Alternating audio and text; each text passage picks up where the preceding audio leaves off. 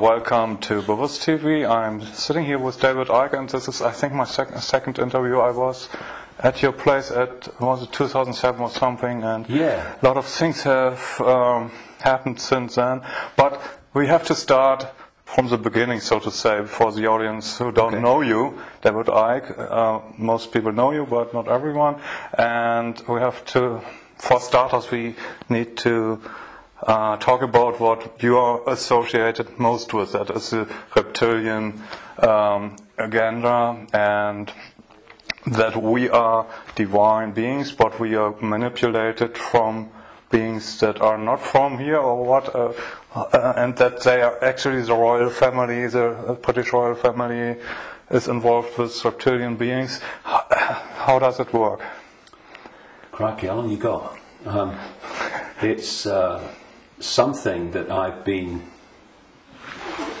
researching is a hardly applicable word in some ways, because to research means to look for, and you do that, of course you do, but after some extraordinary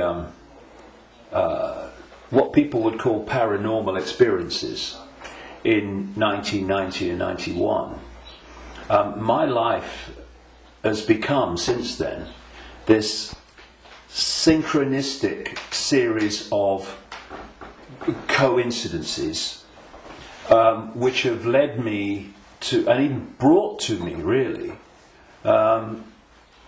people, personal experiences, documents, books, and all these different sources that have put information before me in a very coordinated way, like some hidden hand is passing information to you. And it's not just random information, it's information that very clearly, as it comes into my life, has a direction. It has a series of steps. So in the early 1990s, the information that was coming into my life was about the fact that there was a cabal that was manipulating human society and world events towards the goal of a Orwellian global state, in which there would be a world government dictating to every country. Countries would be dismantled and become regions of great power structures. The European Union is a classic. And what we're seeing now with the European Union is the next stage of breaking countries up by destroying them financially, and then centrally dictating financially and in terms of government. And that there was a plan for a global army to impose the will of the world government, a world central bank to impose the cabal's global financial structure and control, and that the plan was for every child at birth to be microchipped as a matter of course. Now that was kind of whoa enough as the information came, and of course with the passage of the years this has been confirmed more and more by the fact that it's happening. Then there was a phase in the mid to late 1990s when, while that other information continued, and has continued to this present day, another, if you like, parallel and connected series of synchronistic situations happened in my life which brought information to me, and this related to the fact that the network of families which go back to the ancient world that are behind this control system I've just described and its ambitions actually take a non-human form, a not just reptilian, though that seems to be the dominant one, but, and I moved on from that too and gone into other levels of it beyond that, but that there is a non-human force behind this attempt to lock down the world. And then from about 2002, 2003, right to the present day, all these continue, once they come into my life, these different areas, they continue together. That's why I work 12, 15 hours a day, keeping up with it. But This third phase, from about 2000, 2003, was the most important. Because without this, you can't really understand the rest. And that was about the nature of reality, the illusory nature of what we call physical reality, the fact that solidity is delusional, and that we live in a holographic, illusory physical reality, which is only one level of many multi-levels of this reality. It operates on a waveform level, vibrational level, it operates on an electrical level, it operates on a digital level, and it operates on the holographic level, which we in the conscious mind perceive as the world. And to appreciate that when I look through my eyes, another illusion funnily enough, which is why when people have near-death experiences, they leave the body and they're looking down on the body with the eyes, but they're still seeing. So, I mean, the scale of illusion in our so-called physical experience is extraordinary. I mean, and we've not got to the bottom of it yet. But it is that when I look through my eyes, shall we say, that people think that they're seeing everything there is to see in the space that I'm looking at. No, they're not. They're seeing a tiny band of frequency called visible light, which is so tiny it is ludicrous. And the rest of what exists in this universe, and even mainstream science would say this, although it's Stone Age science I would suggest, but even it sees this, that the overwhelming vast majority of what exists in this universe, in energy, matter, mass, whatever you want to call it, its different forms, we cannot see. And therefore, we are living, if you like, in like a holographic television channel. So,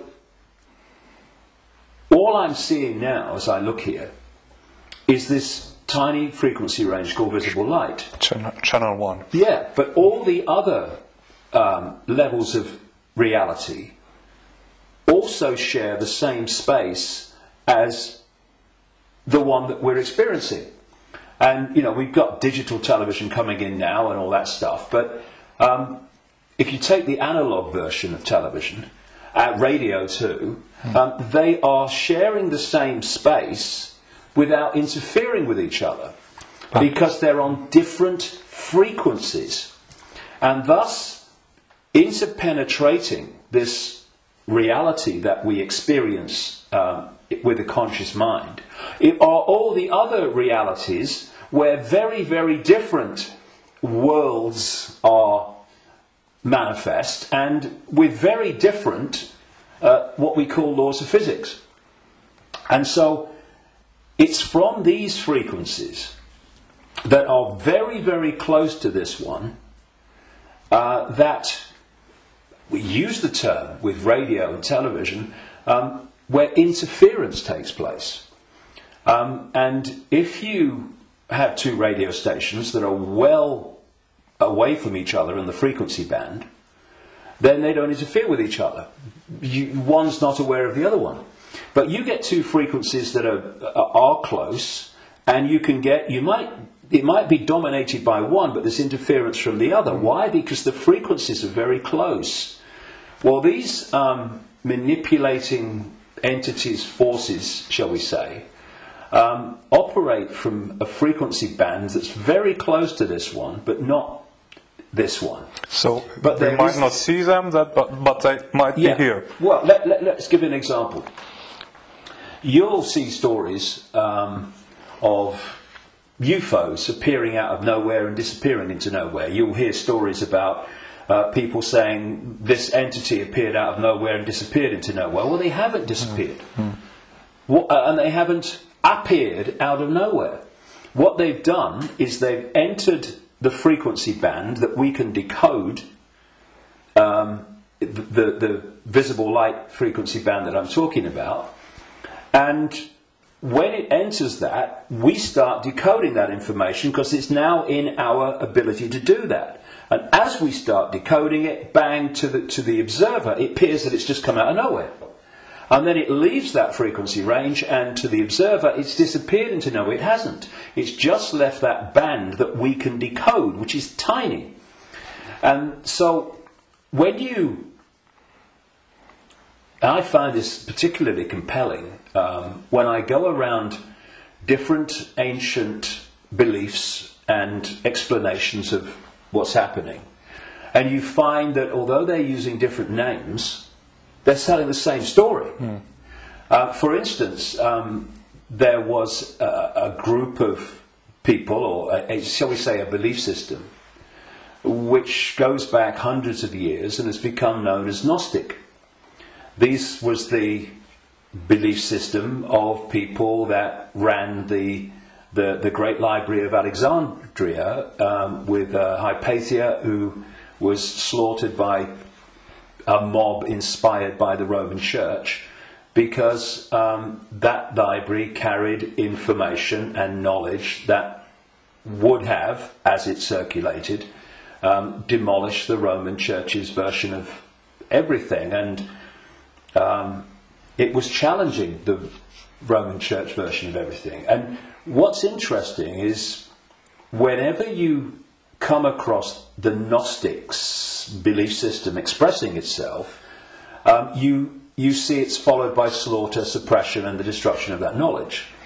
So the Cathars in southern France were Gnostics in terms of their belief system. We'll go into what that belief system is in a second.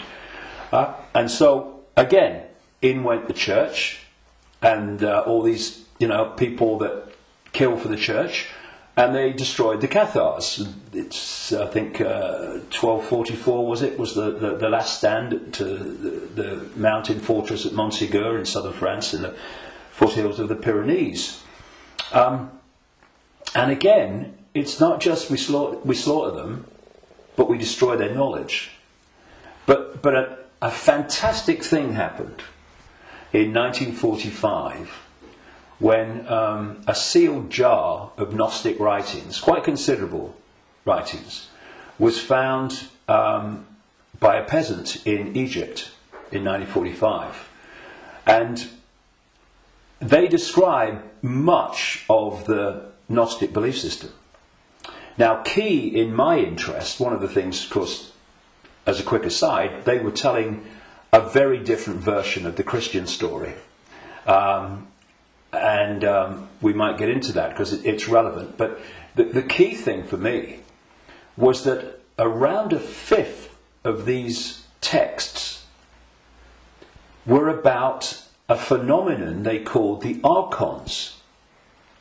And the archons, these Gnostics said, were a manipulative force that operated outside of human sight, that was basically, as we would call it, an energetic form rather than what we would call a physical form, though it could manifest as physical form through holographic projections and stuff.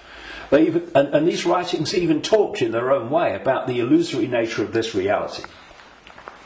And they talked about the archons were the, if you like, like cyborg, we would call it, troops of something they called the demiurge. And the demiurge is what Christians call the devil, and this negative force. And what these writings said is that this reality that we're experiencing was not created by some divine force. It was created by the demiurge and the archons, and it was a fake reality. And that they manipulated by accessing the human psyche and manipulating humans' perception of reality. And there was some very, very interesting things that they said about the archons. And one was that they lacked the ability to express the creative force. I would put it like this. If you gave them a blank sheet of paper and said create something like a reality, they couldn't do it. the Gnostic writings say is they're experts at taking something that already exists, like the reality before this hijack, as I would call it, the one we experience now, and twist it. Mm-hmm. They piggyback something already created and twist it. Something else, they said the Archons did. And, you're going back to something that's been estimated, I think, around 400 AD, these writings were buried. Mm-hmm.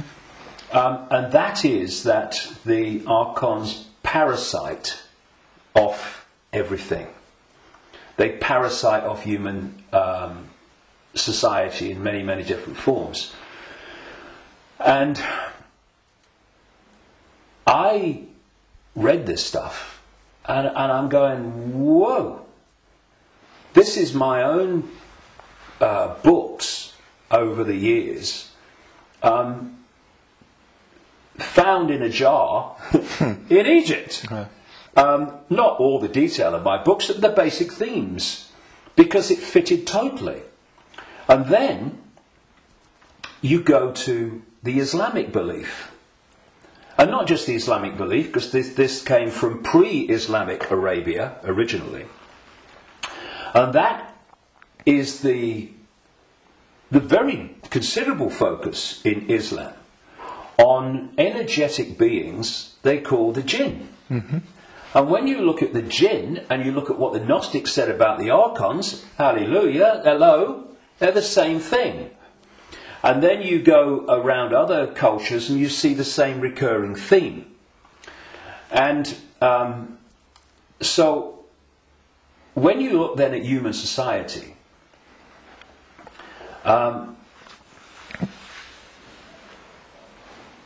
who creates? What is the creative force within human society? Humans. Should be. Mm-hmm. What do these families that I've been exposing all these years, what do? They piggyback off that creative force and manipulate it and direct it in a way that suits them. What do these network of families also do? They parasite off human effort, human labour, human energy, human creativity. The banking system, I rest my case. What is the global banking system except a structure totally focused on parasiting the energy and off the efforts of the human population? What is taxation in the way that it is today? It is parasiting of human efforts and human creativity. So what I also found interesting is that the Archons are described as we would say like cyborgs. They're almost like they're computer-like. Mm-hmm. And they serve this force they call the demiurge. Well, I've been talking about these reptilian entities that operate outside human sight but can come in, and the Archons can, but they can't stay for long because of the frequency difference. They can come in for a while, but it takes so much energy to stay in our reality because it's not their natural frequency band that they can't stay for long. And what they've done, just a quick aside before I continue that thing about the reptilians, what they've done is they have created a network of bloodline families going way back to the ancient world, which represent their interests with invisible light because they can't come here and stay for very long. So these families, where their outer human form, if you like, is operating within the frequency band of visible light, they are the Archon representatives within human society.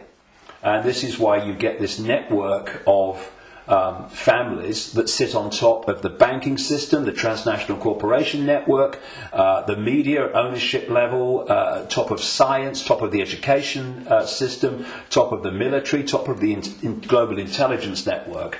These are these families representing what the Gnostics call the Archons. And I was just going to say a few minutes ago, when you look at how these Archons are described, they're just like the reptilians that I've been writing about for years, in terms of their computer-like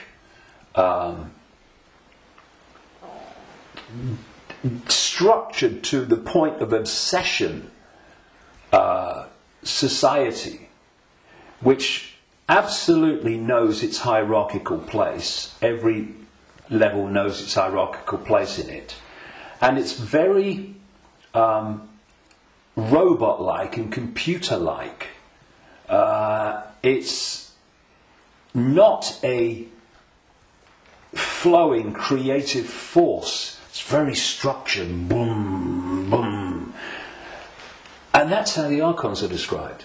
They have no compassion, no yes. I mean, empathy. The only one time I've taken psychoactive drugs in my life was in 2003 in a rainforest in Brazil, when I took a rainforest potion called ayahuasca.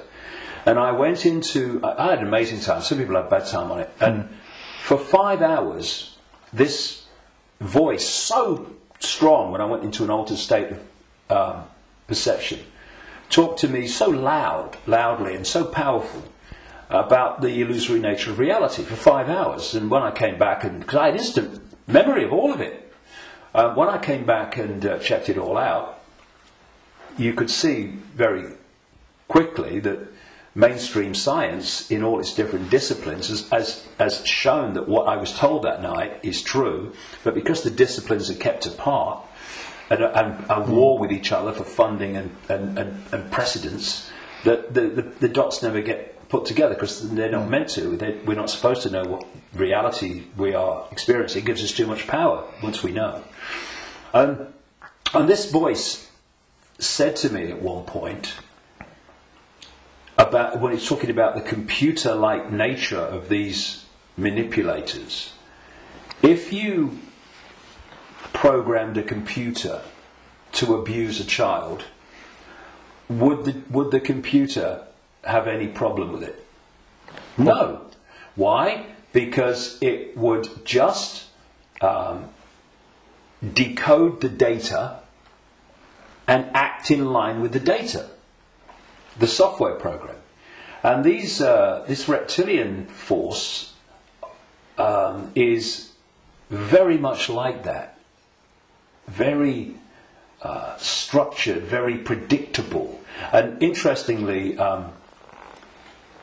because most people don't realise this, but one of the most important parts of the human brain in terms of human behaviour and response and reaction to situations is called the reptilian brain, or the R complex.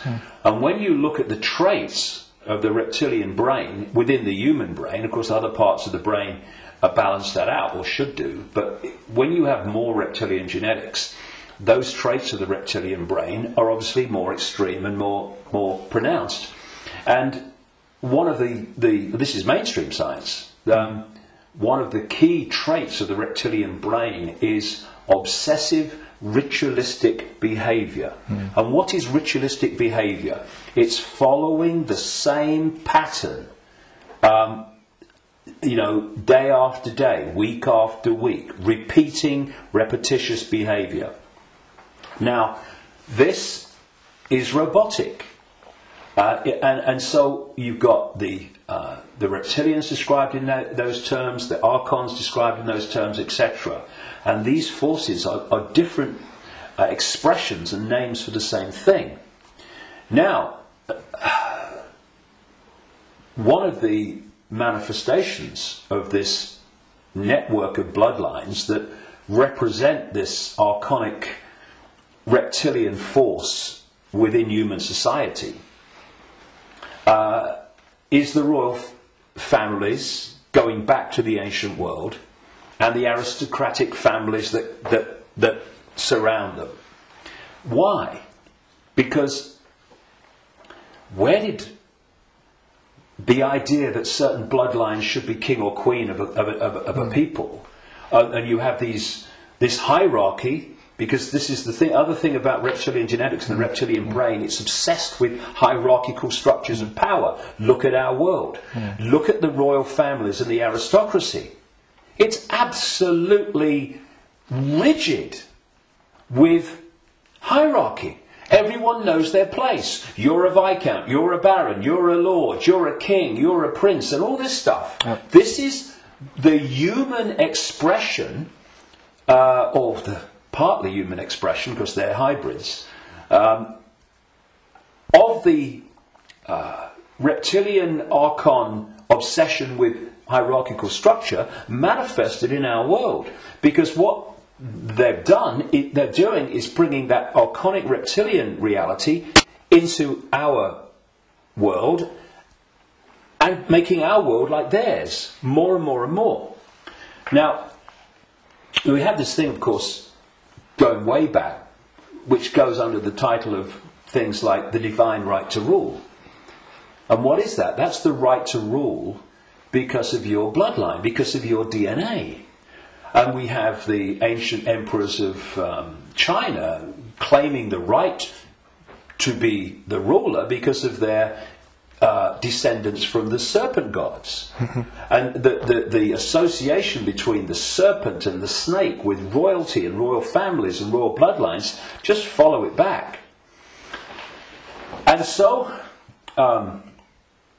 you look at these royal bloodlines that have come through, because what happened is that there came a time when the human population started to reject overt, in-your-face dictatorship from royal bloodline. And that you had that move where this force, not entirely, not least in Britain, moved into what I call the dark suit professions of banking and business and all the rest of it. And politics, and have gone on manipulating from that point of view. But some of them survived, like the British royal family.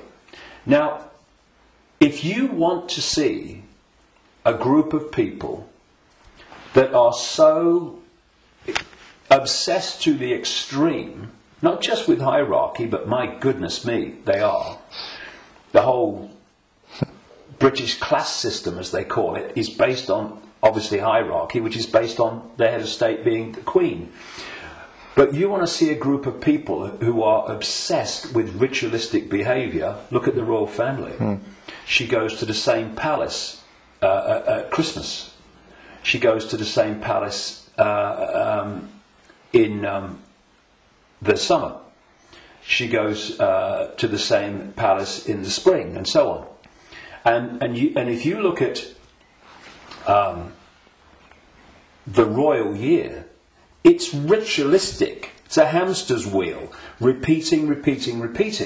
And then, and we've seen in the week that we're talking, 60 years the Queen Elizabeth, 60th year on the throne, the Diamond Jubilee. It's really been in our face in the last few days, and I've watched as much as I can because I wanted to follow the ritual. But, you know, Britain is famous for what is called pomp and ceremony. You know, the guards in red jackets and black hats, you know, like, you know, need a haircut, marching up, changing of the guard, and then you've got people in breeches and all this stuff. It's unbelievable. But it's not pomp and ceremony.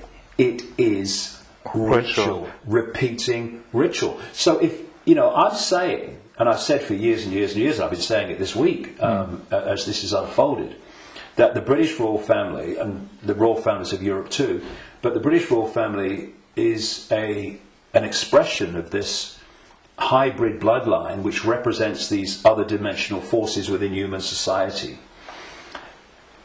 And I've described how these other dimensional forces operate, their mentality, how they structured.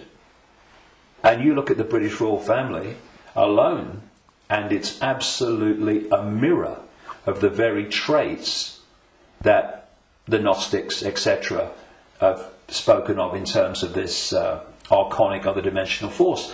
So, you know, it's very challenging, obviously, for people that have not researched this and not been through the experiences that I've been through in terms of things that I've seen and things that I've experienced and things that I've read and researched. And also because from cradle to grave we are given a certain version of reality. Boom! You know, education system, peer pressure, media, all the way through, to actually go and encompass the possibility of what I'm saying. But you know, it's like Gandhi said, even if you're in a minority of one, and I'm not anymore, far from it, but even if you're in a minority of one, the truth is still the truth. And it doesn't become an untruth because people can't find the capacity to see it's possible. It's just, you know, people say, that's impossible, that can't be done, that's crazy. But what are they doing? They're just looking at something from a certain point of observation. And if their point of observation has been just to take in the programming that's imposed upon us from the first moment we become conscious in this reality, then they'll see it in a certain way and they'll say, that's crazy. But if you spend 22 years researching it, you're looking at it from a completely different point of observation, and to you, it's blatantly bloody obvious. And it's bringing those 2 points of view together that's the challenge, because what is happening in the world and what's behind what is happening in the world is so massively different, fundamentally almost indescribably different to what we're told is happening, that's the chasm that is probably more than anything else the greatest defence vehicle that this conspiracy has. It is so extraordinary that people think it's not possible, and anyone that talks about it must be crazy. But it is changing. All right. On the other hand, I just wanted to ask that people waking up and people are coming to your lectures now to the thousands, and you have full halls, and you want to do a big event in the Wembley arena with probably thousands of people. So it's important, if you know all these things, that they're pretty frightening, that we are being manipulated for thousands of years. On the other hand, we are divine consciousness, you said, and we just have to change our perception. What can we do now that we know that we are being manipulated? How do we get out of it, and can we get out of it? Well, you have to go deep in the rabbit hole for this, and of course you're constantly going deeper or trying to go deeper, but see, there are many aspects to this.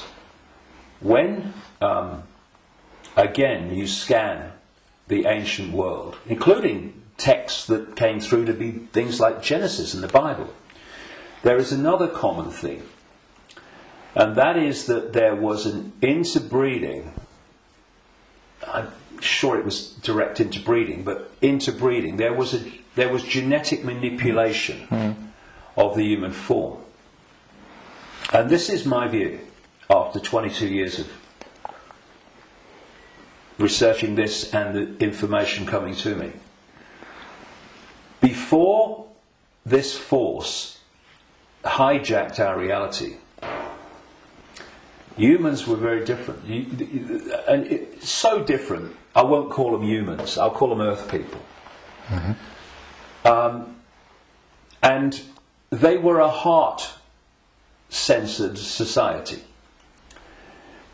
in the sense that, you know, we have this holographic body, and interpenetrating all the different levels of the human form, energetic and holographic, are vortexes that have become known as chakras, wheels of light, as they call them in Asia. Vortexes which interpenetrate these different energy fields. And it seems there are 7 basic ones, foundation ones, many others, but foundation ones, going up through the human form, and this one is the key, the heart. This vortex connects us to way out there, to far higher more expanded levels of awareness than anything else. And there's an organization in America, it's called the Institute of Heart Math. And they research the power of the heart. Heart math. Yeah. Sounds good. And they've been doing it for a long time now. They have found that the most powerful electromagnetic field in the body field of electromagnetic fields is the heart.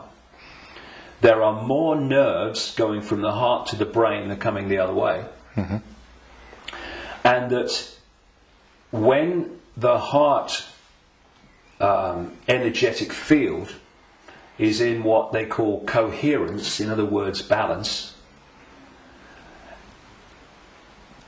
and connects in coherence with the central nervous system and the brain, that trinity, if you like, when it comes into harmony, takes the person into a much higher level of awareness and consciousness. Mm-hmm. The key is the coherence of the heart field. Once you knock that out, you knock everything out, and what's left then as the arbiter and decider of reality? This. Now, this is a great servant to this. Mm. It's not a great master when it's in control of our perception of reality. And there's another vortex in the belly, which is about emotions. This is why when people feel nervous or frightened, they feel it in the belly. And you know, they need to go to the toilet. It's because the imbalance caused by the fear and nervousness in the chakra, the vortex linked to emotions, is affecting the balance or imbalancing in the same way the intestinal system and what have you. And what they've done to pull humanity into a low vibrational, brain dominated perception is they've moved the point where we interact with reality from the heart to the belly. They've done it genetically because, as I said in my last book, Remember Who You Are, I'm saying that on the level of human DNA that they call junk DNA, which is anything up to 98% non-coding DNA, they call it junk DNA because they don't know what it does. Well, some cutting-edge scientists, not least in Russia and some in America, are pointing out that actually within so-called junk or non-coding DNA is a language, and it's a very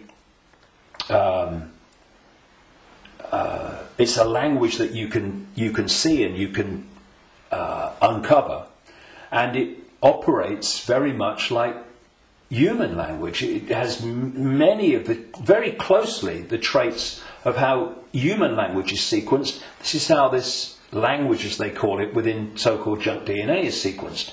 And they're talking about the fact that the human language, which is what? Vibrational fields. That's what it is. We hear the words, but only when the brain decodes them. What's passing between me and you now is not the words and what people are hearing. What's passing between me and everybody is not words. It's a vibrational information field generated by my vocal cords. People are only hearing the words when they decode that information. So everything is vibrational waveform at its base, even language. DNA is waveform, like the body is waveform in its base state. And they're starting to uncover this language, and it fits absolutely my contention that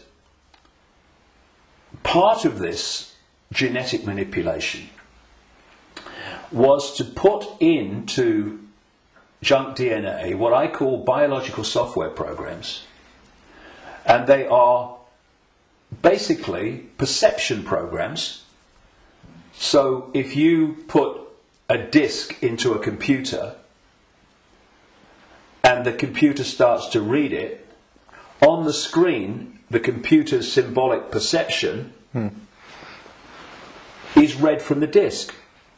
Well, what if we had biological software programs running through from junk DNA, this language they're finding, and we were reading them into a perception of reality?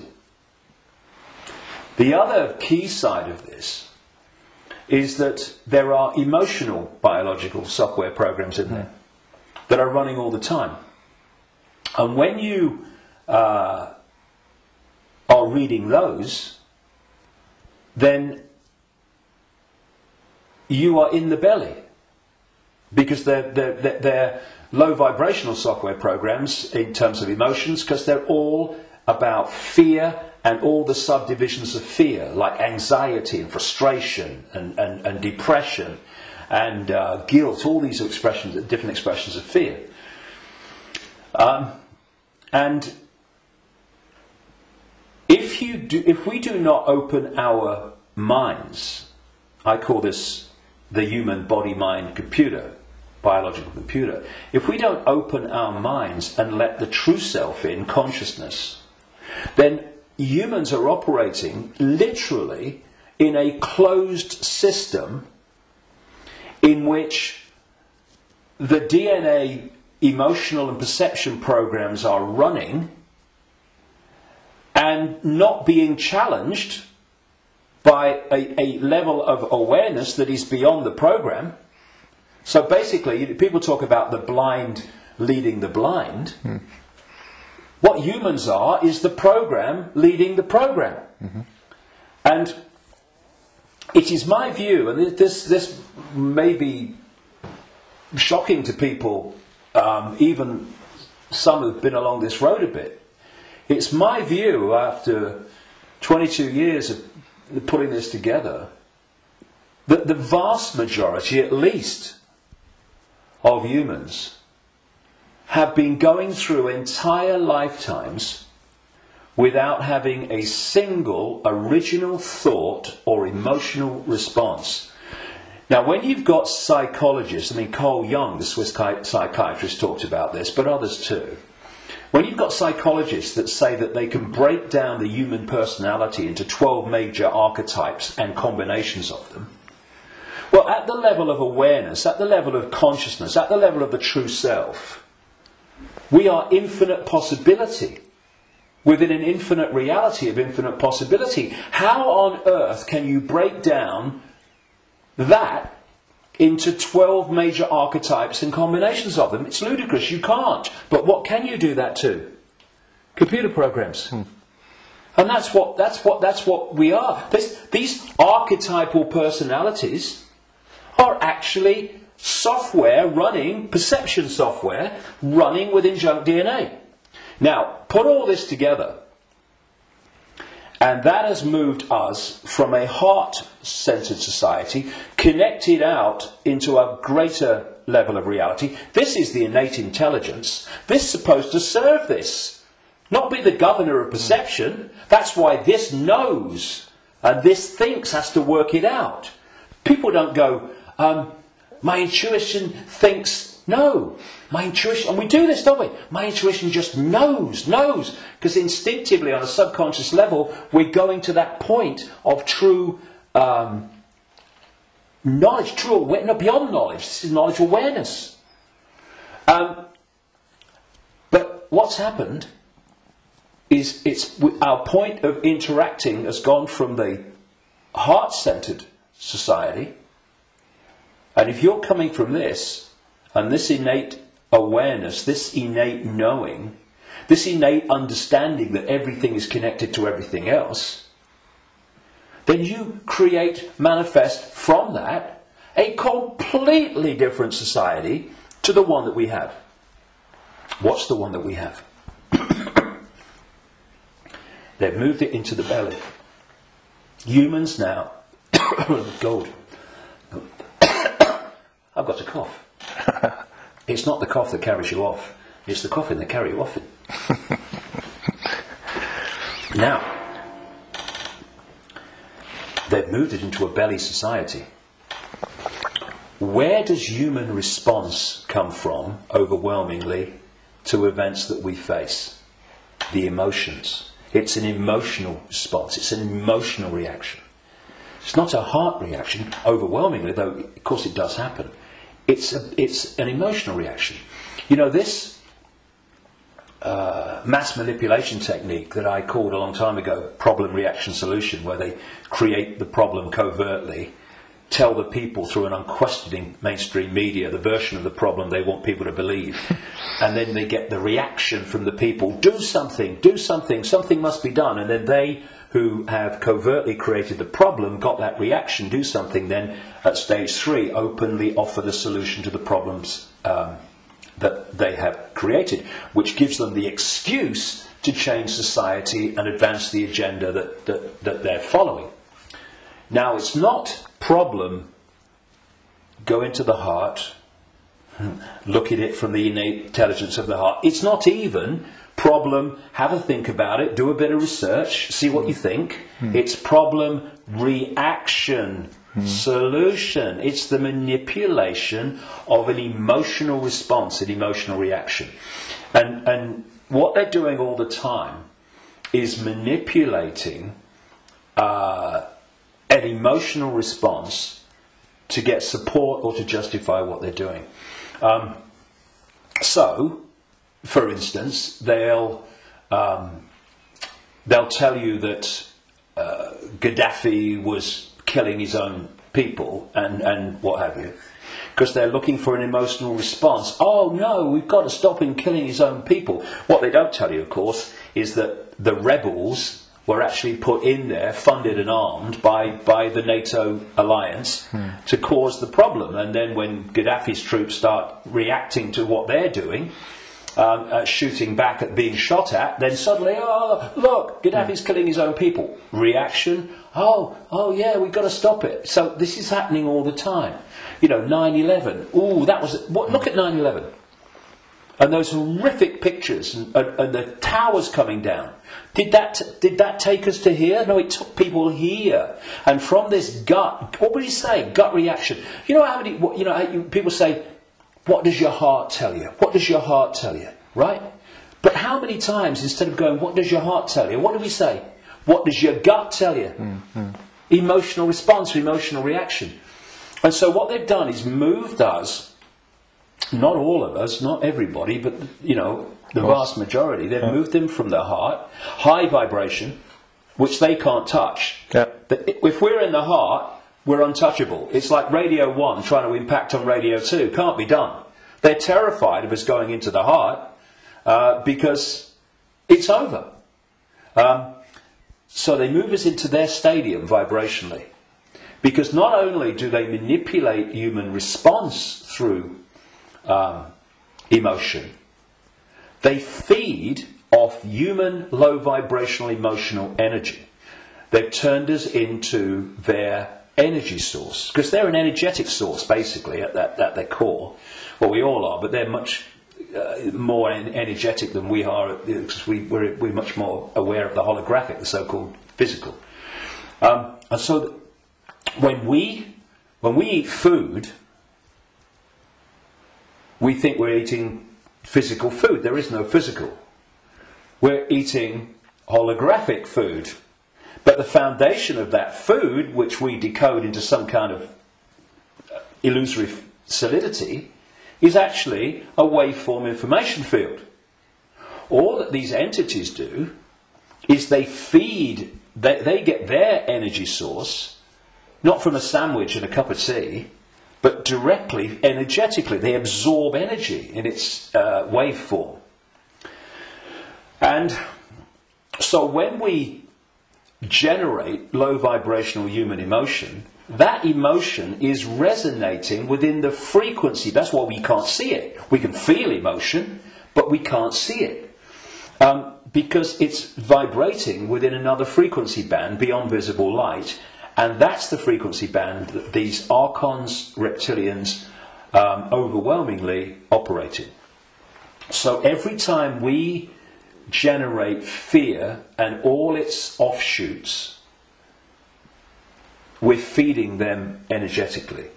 So you get a war, a 9/11, a global war, and you get an economic crisis where parents now in Greece are giving their children away or selling their children because they can't afford to feed them. Can you imagine in that one incident with one set of parents how much is generated here emotionally from the horrific? I can't even think about it. Imagine what it must be like. And that's just two parents. You get that operating. Look at the world. Look at the world every day. All over the world, in all its different expressions, how emotional energy is being generated and produced by the circumstances that society has been structured to create. It's an orgy of energetic vampiring. And so, when Morpheus in the Matrix held up a battery and said, the Matrix is a computer-generated dream world made to turn humans into one of these, that is a profound truth. Because that's what we've become. Not so much batteries, though that was a good symbol, but actually generators, power stations, generating this energy. So we have this situation, if we bring these strands together at this point, in my contention, that these perception programs are running through junk DNA, and the emotional software programs, biological software programs, are running through non-coding junk DNA.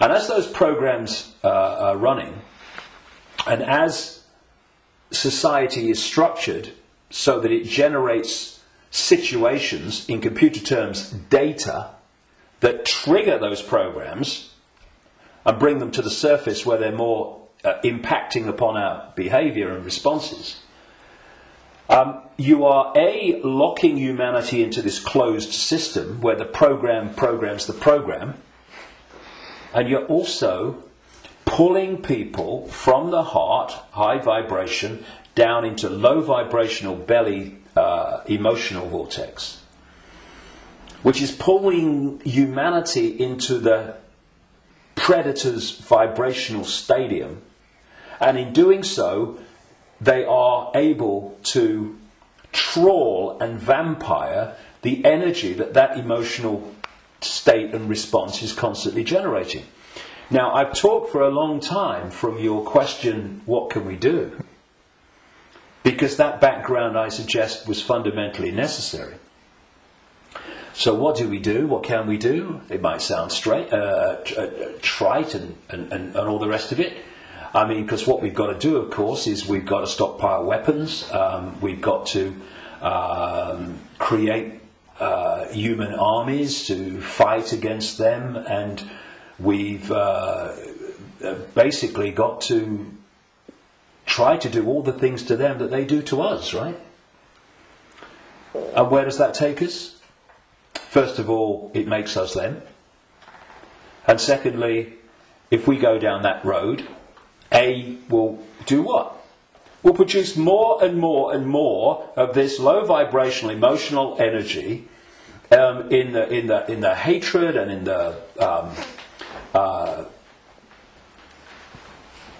the anger that we produce. And we will also, if we go down that road, we will have symbolically weapons that manifest as a pop gun against state-of-the-art weaponry. So, although it's very macho and very, we've got to fight. I love Tony Blair once. He said, we've got to fight for peace. Sorry, can I just have some time to work that out in a darkened room, please? And it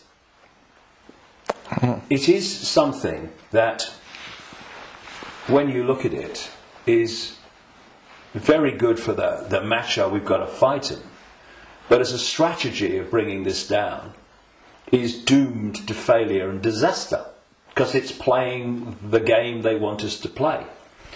And if you're in that macho mode and you think the whole spiritual side of things and stuff like that is namby-pamby, airy-fairy and a bit, soft, then what I'm going to say will make no sense. But if we are going to bring an end to something that has been created and perpetuated by something happening,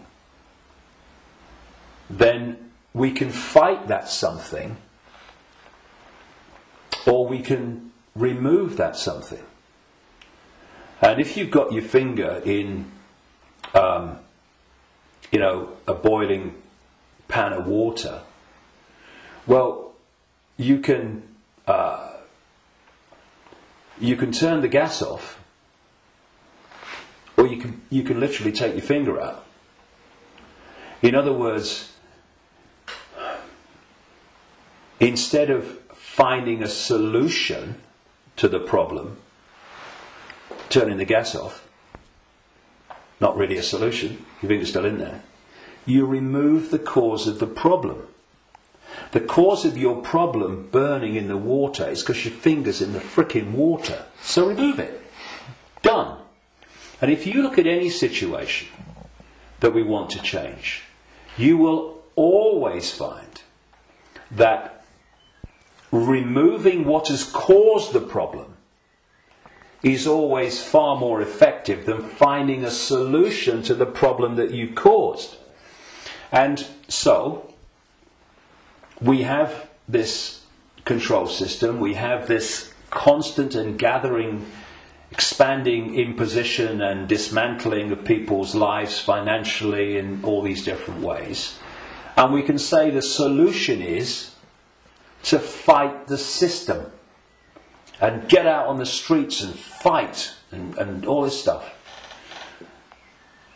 Or we can say, what has caused this reality that we are experiencing? So why not remove the cause of the problem? And this is not about fighting. It's not about macho man responses. It's not about shouting loud. It's about changing the way that we interact with reality. And in doing so, stepping out of the influence of the programs that have been running human perception and emotional response throughout known human history, and are creating the world that we live in. Because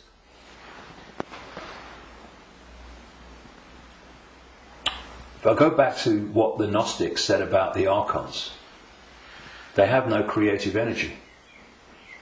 They can't make things happen. But we can.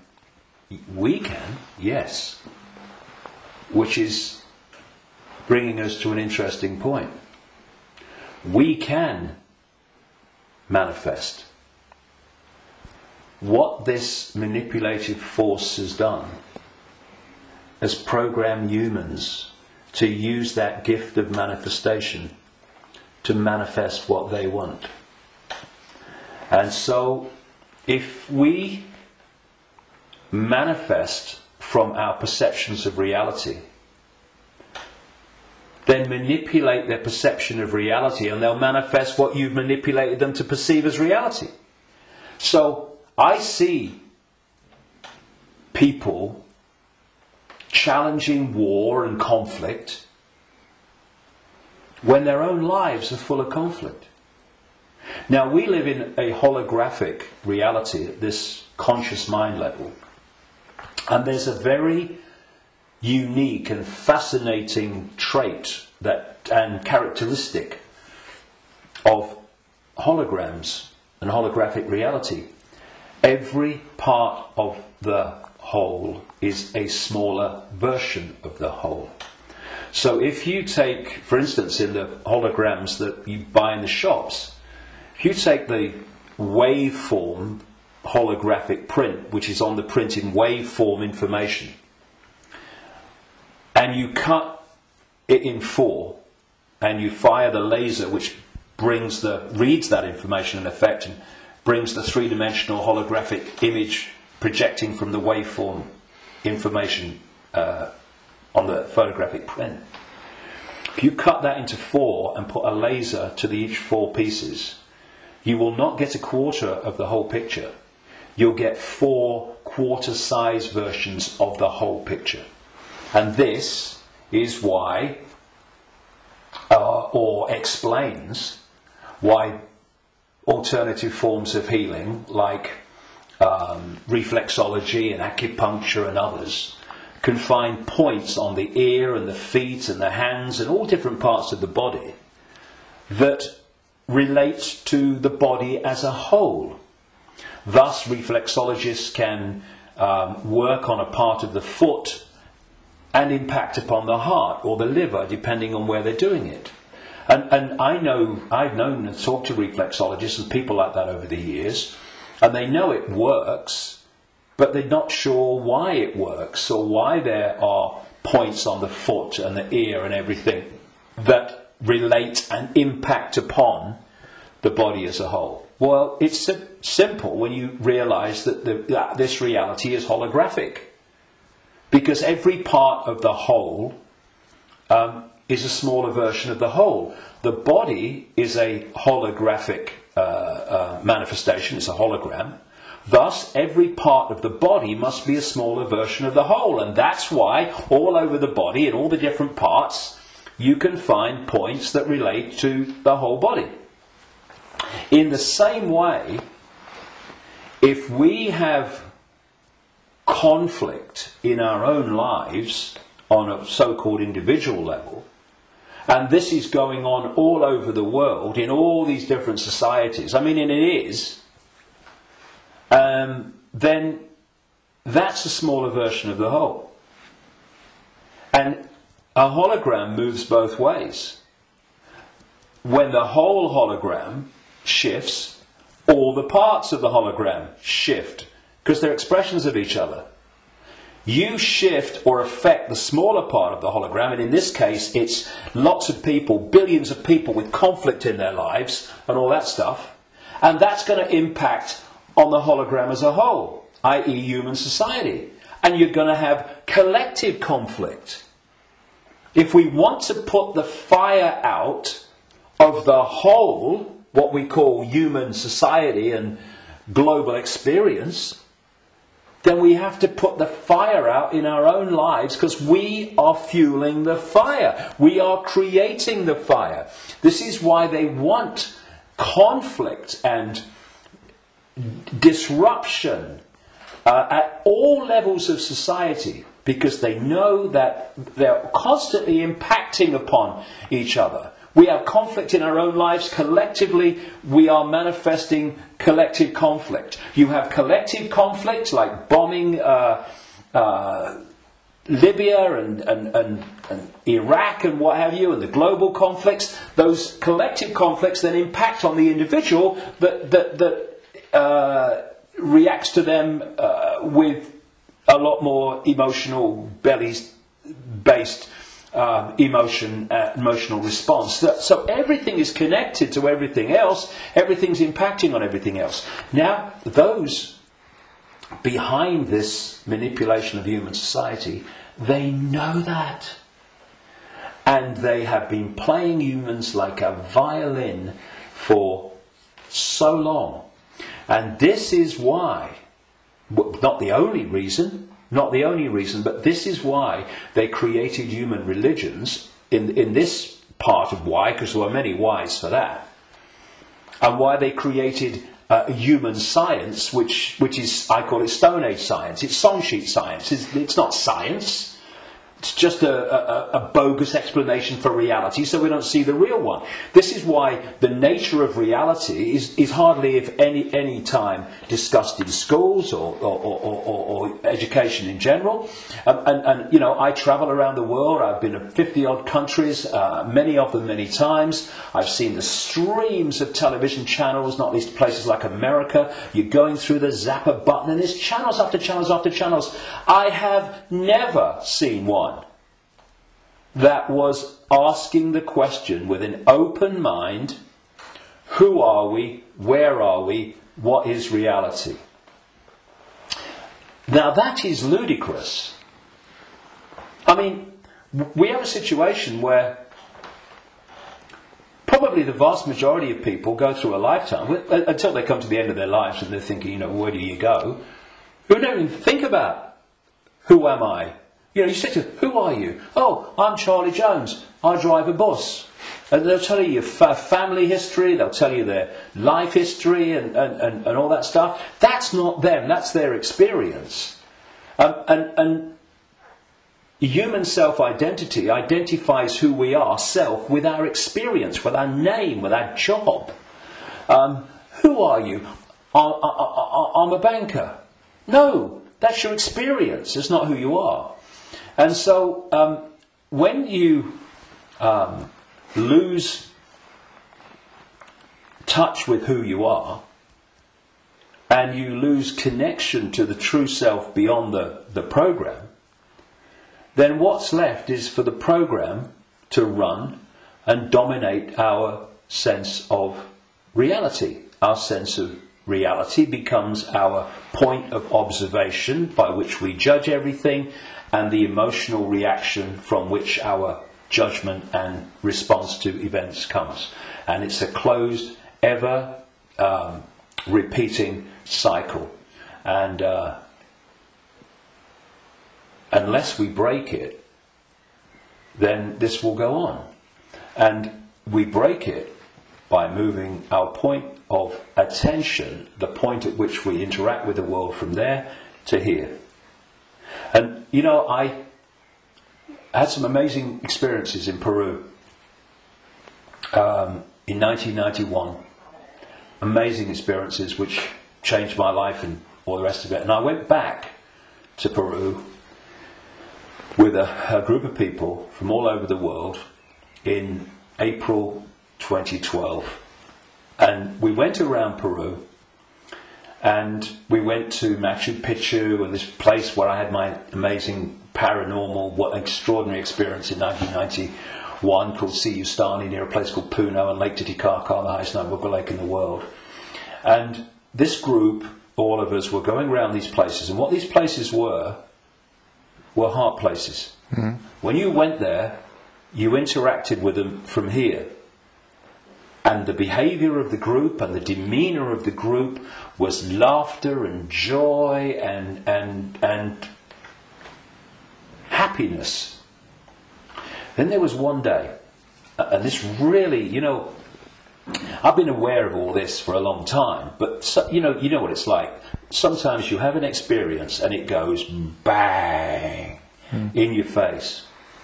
And there was one day towards the end of the trip where we went to a place called Tiwanaku, just over the border in Bolivia. It's an ancient site, very famous ancient site if you look at the history and accounts of South America.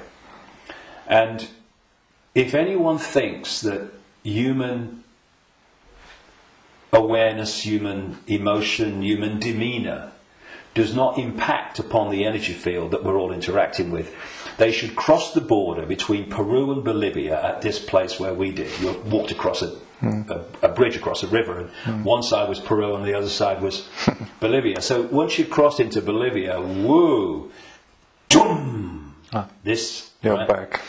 So it took ages to get through the border guards, just for a tourist group who's going to be in the country for about 3 hours.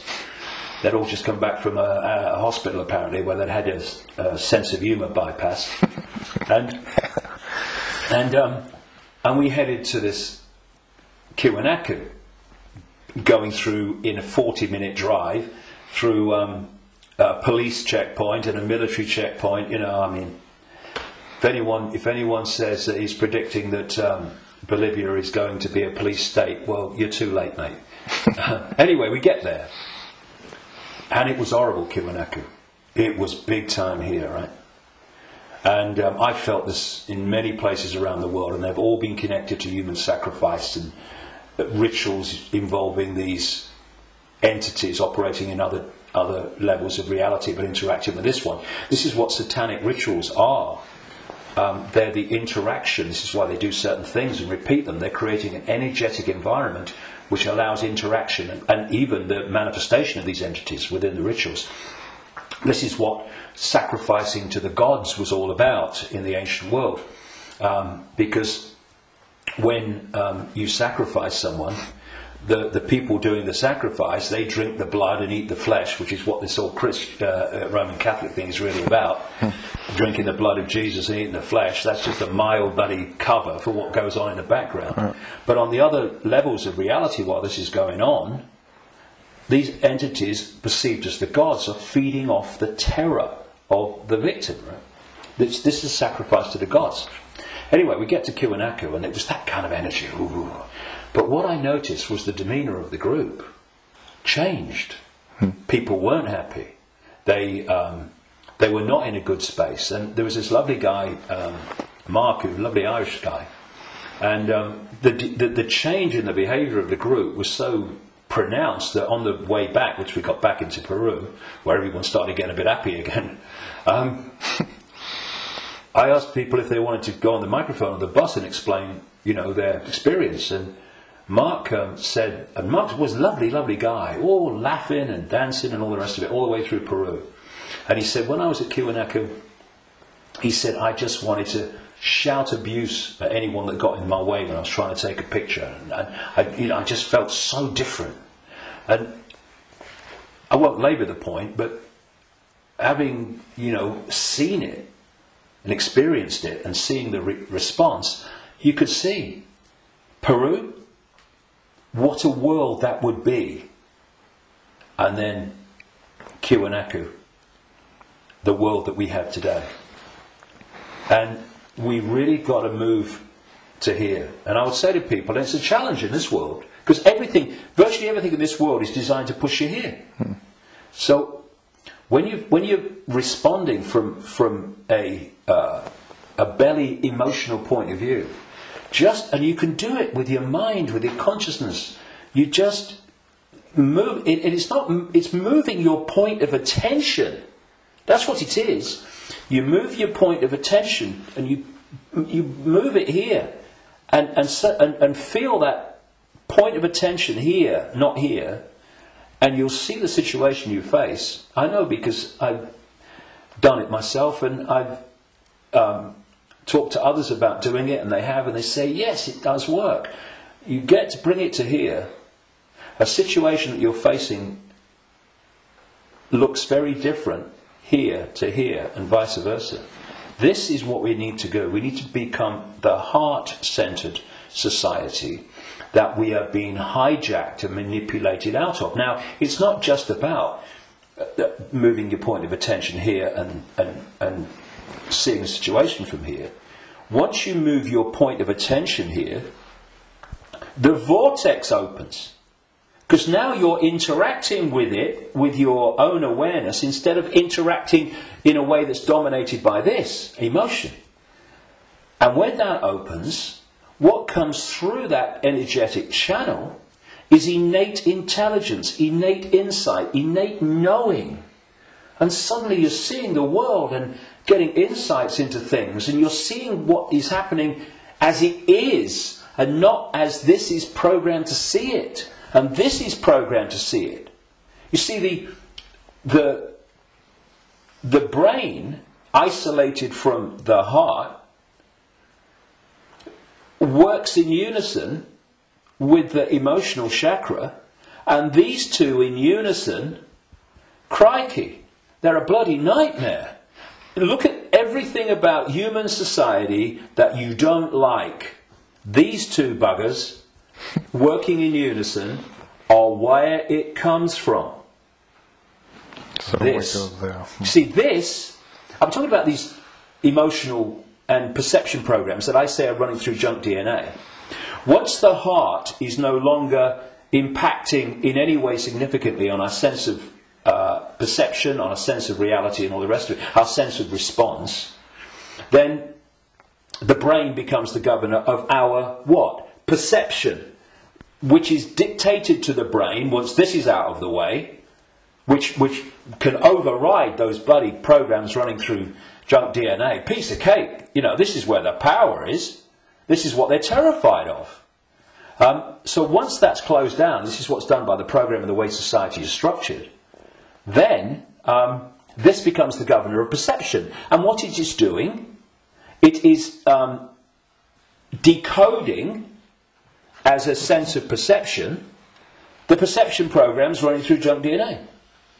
And that perception of something becomes an emotional response to something, and this is an emotional response from the programs running through junk DNA of the emotional programs. So here's your, if you like, your holographic manifestation of the perception programs of self and the world and reality running through, and here is your holographic expression in response and reaction of the emotional programs running through junk DNA. And these have created the world we don't like. They've created the ability of the few to dictate to the vast majority. Because this will never see it. This will never get it. Except up to a point. This can get to a point where it can see the names, dates, places, Bilderberg group level of engineered wars level of what's going on in the world. But seeing where that is coming from, what's behind it, you've got to go into here. Because if you don't, you can't get into the rabbit hole. Because this can only go so far. And it's my view, and in my experience anyway, that if you are an expert in 9/11, in engineered wars, engineered banking scams, manipulated political nonsense, then you are still walking around the outer rim of the rabbit hole. You've not even entered it yet. Because it's still the movie. This holographic reality is like a holographic movie. And when a movie has hit the screen, that's it. It's a done deal. You're going to change the movie now. And that's what this world is, this holographic world. Because what the human body computer is doing is taking vibrational waveform information, which is what the five senses do. It's turning into electrical information, same information, different form, and it communicates that to the brain and the whole genetic structure, in fact, and that decodes it through into the digital and then the holographic. So the holographic, this apparently physical world, is the end of the story. That, in movie terms, is the movie hitting the screen. You ain't going to change it. You won't stand up in front of a movie screen and start shouting at the screen and telling the movie to change, will you? People will go, you're mad, mate, you're mad. If you want to change the movie, you've got to change the reel. It's being projected from back here. But that's what we're doing. You know, so many ways that people respond to this conspiracy when they meet it at some level. It's, we must get out in the streets and protest. Well, I'm not saying don't. But that's still trying to change the movie when the movie's hit the screen. If you come back and go deeper in the rabbit hole and you understand where this movie's being projected from, which is from other frequency bands of reality through the Illuminati families and the Illuminati structure within visible light human society to become the movie we call human society, then you can go back to the point it's coming from, and therefore you can change what's coming. You can change the movie. And that's what we need to do. And to do that, you know, those that And I'm not knocking the 5 sense level of the conspiracy and communicating it, 9/11, manipulating. I'm doing it every day on my website. Books are full of it. We need to know that. But if we only do that, then basically we are seeing the outcome.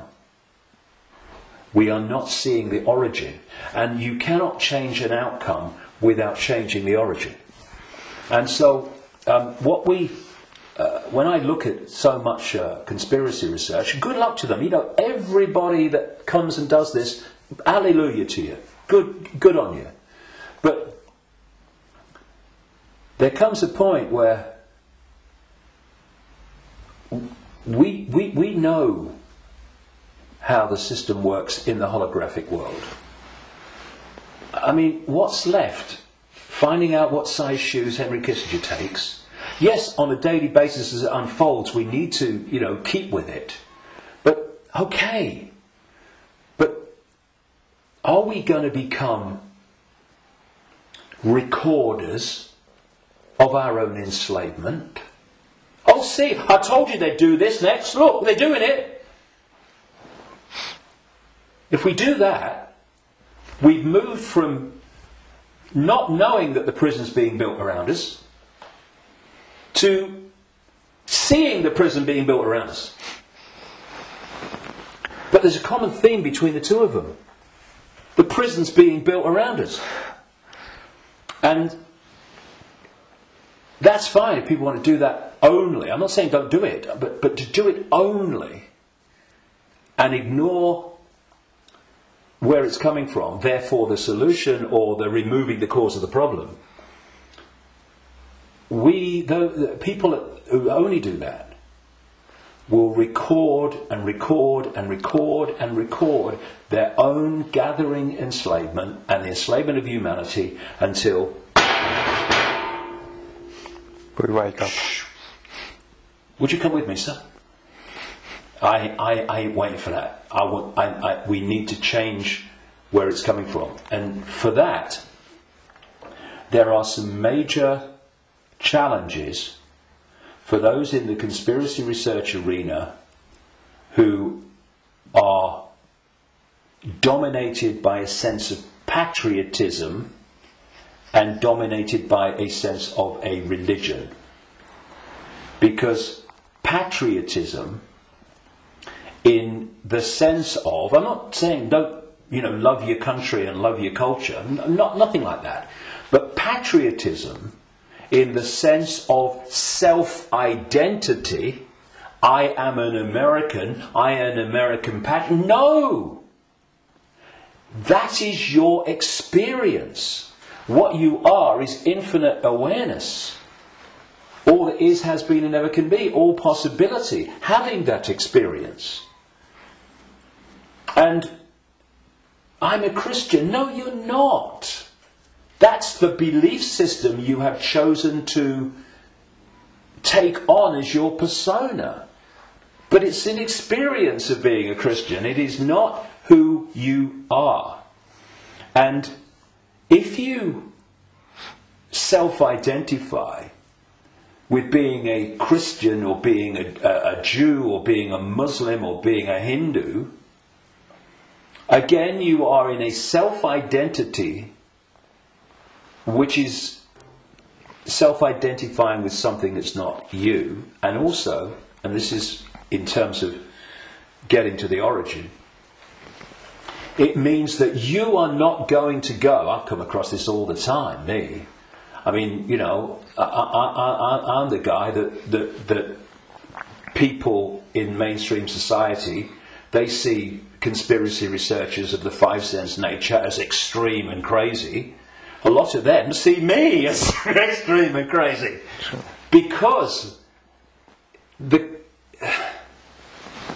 if you think that all you need to know about life and reality is between the covers of two covers of a book written by who knows when, and who knows what circumstances, the Quran and the Bible and all the rest of it, then and what that tells you are and reality is and how it all works, you ain't even gonna begin to go down the rabbit hole into the areas that we need to understand.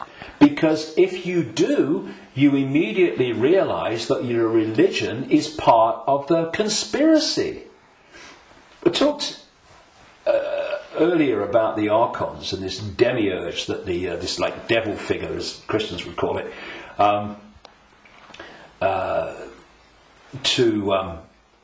that the Gnostics talked about in their texts. Well, that demiurge and those archons, those jinn, and whatever you want to call it, those reptilians and all the different facets, they are the force that the major religions worship as God. Yeah. It is the Islamic God, it is the Christian God. Oh, I'm being controversial now, aren't I? I have been known to. I don't care. I want the truth, not the popularity contest victory. It's the God of Islam. It's the God of Christianity. It's the God of Judaism. Yahweh. Oh, that's the demiurge. That's this fake manipulator of creation that the Gnostics talked about. So we've got this situation. Please tell me it's not true. I'm afraid it is. But it doesn't have to be. We just change it. And it's gone. But where this unseen network that the Gnostics talked about, all these people talk about, have created this conspiracy, this network of human manipulation of politics and business and banking and all the rest of it. And some people, increasingly large numbers of people, fantastic, have started to see that and challenge it and try to expose it. But at the same time, they are welded to religions that are worshipping the very force that created what they're trying to expose. And I suggest what we need is, yes, to move here, to open this and let consciousness in, but we also need a blank sheet of paper. A blank sheet of paper that says, okay, all preconceived ideas over here. All preconceived beliefs and perceptions of reality over here. Now, from this point, what goes on that sheet of paper in terms of my perception of reality comes from information, comes from innate knowing, does it feel right, and comes from it standing up on the basis of credible information and intuitive knowing. Now, some of these preconceived beliefs, they might be able to be put back. Mm-hmm. Maybe. I don't think many will. I don't think any will, really, but they can be. But they're not there on the sheet of paper dictating reality by reflex action. Now, David Icke, he talks about shape-shifting reptilians. He's mad. It's not possible. No. You do not believe it's possible, and thus you are dismissing what is absolutely explainable,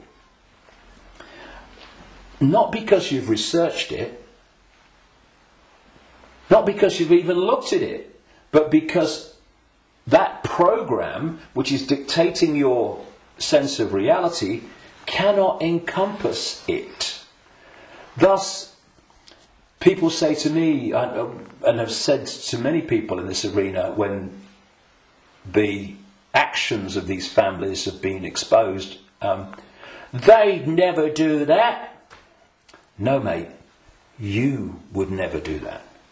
They would and are every day. It's this, and then you say, well, how much? I've said this to television interviews in the mainstream, but they're like, loads of rubbish. And I say, well, I've been to 55 countries, many of them many times. I've researched this full time for 22 years. How much research have you done on this subject? Zilch. But it's different, it's outside of their perception of possibility, so it's dismissed. And this blank sheet of paper lets anything in so long as it justifies its place on the paper.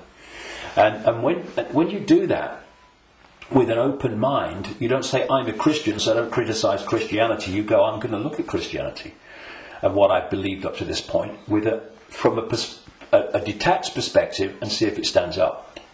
I know a guy in America who set out many decades now.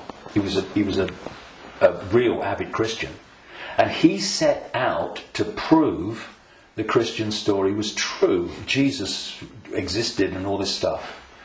And very soon after this, as he started, I'm going to show it. Of course, what he realised very quickly is the evidence is all the other way, and he became a conspiracy researcher because then he's going, well, nothing of it.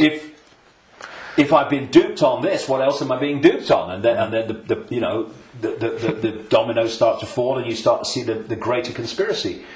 But he had an open mind enough to see that when the information was going in a certain direction, he was willing to go with it. But a lot of people that are welded to religions, they don't want to look at the information. And you can be a religious believer, and you can go to the 5 sense level of the conspiracy, because you can say it's Satan and Jesus is coming, and it's Armageddon, and it's the end times and all that stuff. You can do all that from a Christian perspective, but you ain't going to get in the rabbit hole. To do that, all those belief systems have to go, because they're there to censor the true self. Okay, thank you, David. That's amazing, and a lot of information, and a lot to think about. But the important thing is not to think, but to know, to feel, and we all have the ability and the what humans have. We can change it because we can create, which the others can't. Yeah, so they create through us, and the difference is, and the way to turn this around is to, instead of having our sense of reality manifest as our experienced reality by external forces manipulating our sense of reality, which becomes our experienced reality, we get rid of that influence, and our unique perception of reality becomes our unique experience of reality. Do you think we've got a world worth living in then? Do you think 2012 is a year that a lot of people say then there will be a major change? Do you think that's happening? Well, I've not gone along with that in the way that it's just been described in many ways. I came across a theme almost immediately after my initial stirring awake in 1990 in the spring, when I went to a psychic because I felt this presence around me all the time, and I wanted to know what it was. I didn't tell her, but just so she would pick it up, and bingo, lots of things happened. So, I was going to go out on a world stage and reveal great secrets, and there's this shadow across the world had to be lifted, a story had to be told, all that stuff. From that very earliest time, there was this theme that there was a vibrational change, which I would see now as a waveform information change, that was going to have many effects, but two major ones. One, it would awaken vast numbers of people eventually to another perception of self in the world and reality. The less closed-minded would be affected first, but eventually people at that time that were absolutely in the bubble, in the box, would be affected. Well, it's happening. Quite demonstrably, it's happening. And the other effect, major effect of this vibrational change, which way back in 1990 I gave the title The Truth Vibrations because of this, these changes that we was going to bring, was going to be that this vibrational change would bring to the surface all that had been hidden so people could see it. Well, you look about people waking up to another version of reality and self and the world in vast numbers in 1990. You look at all that's been hidden coming to the surface in 1990. You know, what? Look at it in 2012. It's incredible. It's happening, right? But this truth vibrations that I was, as I called it, was going to be something that would get more and more powerful and more influential. And the significance, a greater significance for me of 2012 is that it's not 2011, but it's not 2013 either. However, I think that what we are seeing in 2012, and we'll see more of in 2013, 14, 15, is that we are now reaching a point in this where it's starting to be tangible in its impact. You know, I'm seeing people now within the system, doctors, scientists, people like that, are starting to look and saying, it's all nonsense, isn't it, right? Now this is, so we've reached a point in 2012 where this is becoming more and more tangible. And I think by the end of the year it will be more tangible, you know, because this is an ongoing thing. And the focus on 2012 in a positive way about, you know, this is going to be the Great Awakening. And I don't think it's going to be the Great Awakening in 1 year, but that focus on it, people are focusing on the fact of awakening, and that's bound to impact upon people opening their minds. The negative part about it, of course, is this stuff about the end of the world and all that stuff, which brings, where does that take you? It takes you here. So I think that 2012 is significant in that way. But in 2013, we're going to see the impact even greater, 2014 even greater. And there's going to come a point where this information vibrational change is going to reach a tipping point where it's the dominating perception.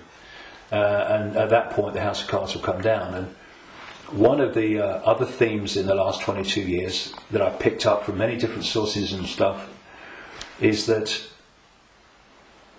just when the control system appears to hold all the aces and has got everything in place, it's going to come down so fast it's going to be shocking. So for a little while longer, I mean, we're seeing it now, you know, President of the United States every day deciding who's going to be killed in a drone attack and all that stuff without any due process or anything like that. So we're moving, but at the same time, this awakening is moving as well. And, you know, the president and the control system and their agenda and their unfolding Orwellian state, although it's not called that, the facets of it as they unfold are all over the television news and they're in all the newspapers. So people can get the impression, understandably, that that's all going on. Oh my goodness me, look at this. What's not in the papers, what's not on the television, for obvious bloody reasons, is that this is this quiet, well, in terms of people like me, as loud as I can bloody be, awakening, but a quiet awakening with most people is gathering and it's growing. And it will eventually be like a tidal wave of change and bring an end to this bloody nonsense, because the power that is used to enslave and manipulate us is merely the power we give away every day. When we stop doing that, there's a very high, loud bang and the House of Cards comes down. But so that's the revolution. The revolution is not stockpiling weapons and hurling abuse and all this stuff. The revolution is remembering who we really are and the power to dictate our own reality collectively and individually that memory brings. That's the revolution, remembering who we are. That's why I call this big event at Wembley, Remember Who You Are. It's the key to everything. If we don't remember who we truly are, infinite consciousness having an experience, nothing's going to change. And but we are, and so it is. That's changing. we can see it, and you're part of it, and we are part of it, and I thank you for what you do. Well, thanks. And anyone can be part of it. It's just a choice. Right. Thank you, David. Cheers, mate. Thank you. Thanks a lot.